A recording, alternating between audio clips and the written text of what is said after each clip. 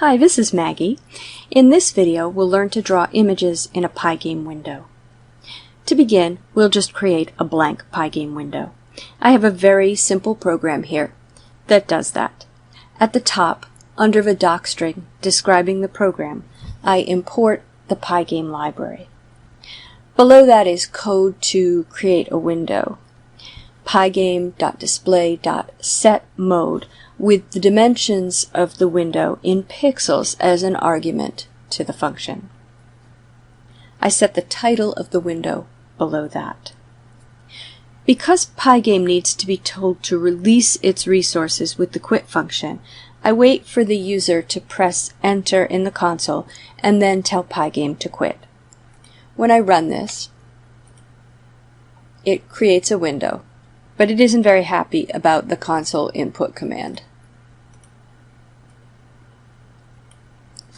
Later we will learn about how to process a quit command from within the pygame window. Now, before we put an image in this window, let's talk a little about what type of variable this window is. You might notice from the variable annotation that screen, the variable that is created by the pygame.display.setMode function, is of type pygame.surface. A surface is a pygame object that can be drawn on and that displays itself. When we draw to a surface, we will use a coordinate system to describe where we are going to draw. The top left corner of the surface is coordinate 0, 0.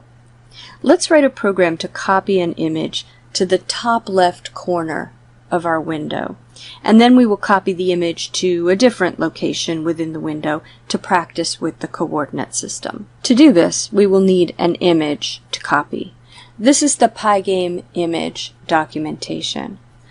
By default, pygame supports only the .bmp format.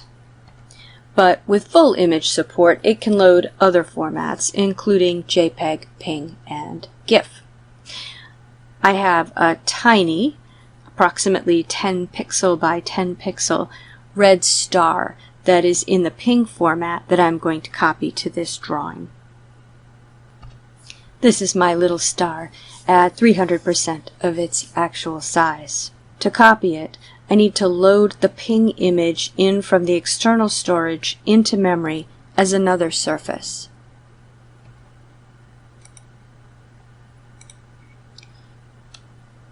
I will call the surface star.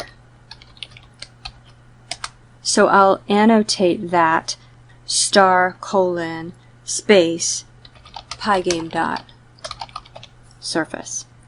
And then after I create the screen, I'll load in the star. So I'll write a comment, # space, create a star, and blit to the screen. Now to do that, again, I have to load the image in. I will first make sure the file is in the same directory as my program. There it is, redstar.png. Now in the program, I will type star equals pygame.image.load, parentheses, and then within the parentheses the name of the file. I can use just the name because it's in the same directory as my program. So in quotes, redstar.png. What this does is creates a surface, which is a drawing surface, consisting of my red star. Now to copy that red star to my screen, I'm going to use a function, or more correctly, a method called blit. I want to blit the star to the screen. So I write screen.blit and then a set of parentheses. Now in the parentheses, I list the surface that I want to copy to the screen and the coordinates of the upper left corner of that image.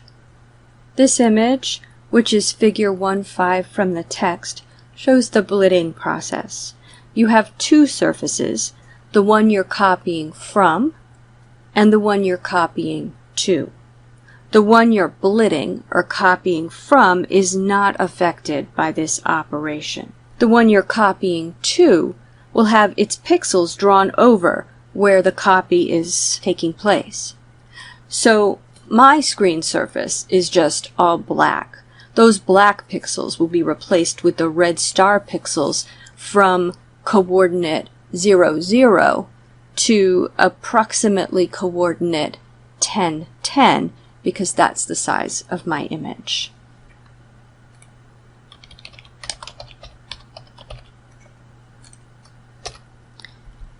Now this drawing takes place in memory, but isn't shown to the user until we ask Pygame to flip the display.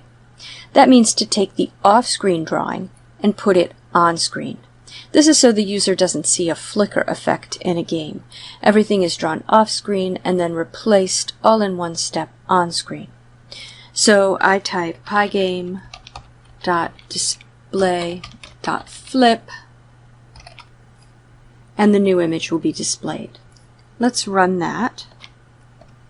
You can see the tiny star blitted to the upper left corner of the window. Now the window itself is 400 pixels wide by 200 pixels high. Let's get rid of those magic numbers and make them constants, width, height, up in the variable annotations.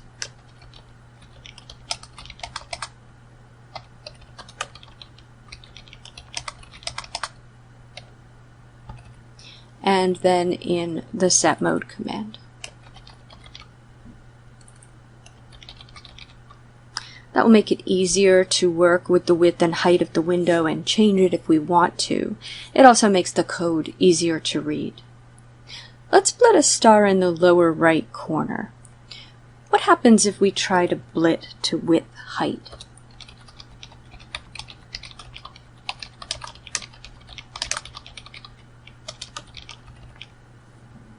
Make a prediction, and we'll run the program.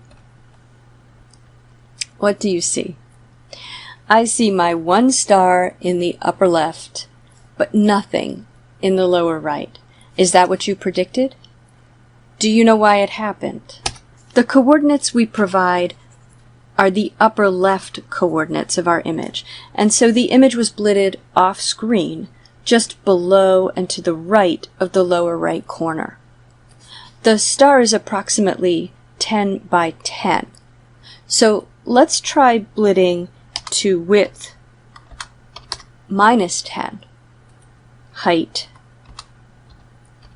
minus 10, and see how that works.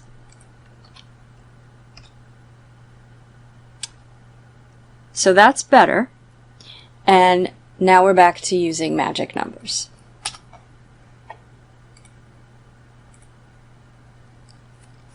Let's look at the pygame.surface documentation and see if there's anything there that can help us. Our star, remember, is a pygame surface. If we scroll down, we see getWidth and getHeight methods. Let's take a look at getWidth and see how it works. So that returns the width of the surface in pixels, which is exactly what we need. We'll replace our tens in the program with star.getWidth and star.getHeight and run the program again. There. It works the same, but our code is now easier to read and will work if the size of the star image changes. You might have noticed that I blitted the same image to the screen twice. I can blit it as many times as I want to. The pixels are copied from the star to the screen. The star surface still exists in memory untouched for me to use however I like. To practice with this, and to get useful practice for working with surfaces, coordinate systems, and for future games and GUI design, I recommend you enhance this program to blit the star to each corner of the screen, the center, and the middle of each side of the screen. Do not use any magic numbers in your final program. Once you can do that, you should have a good idea of how to center objects and how to perform boundary checking. Have fun.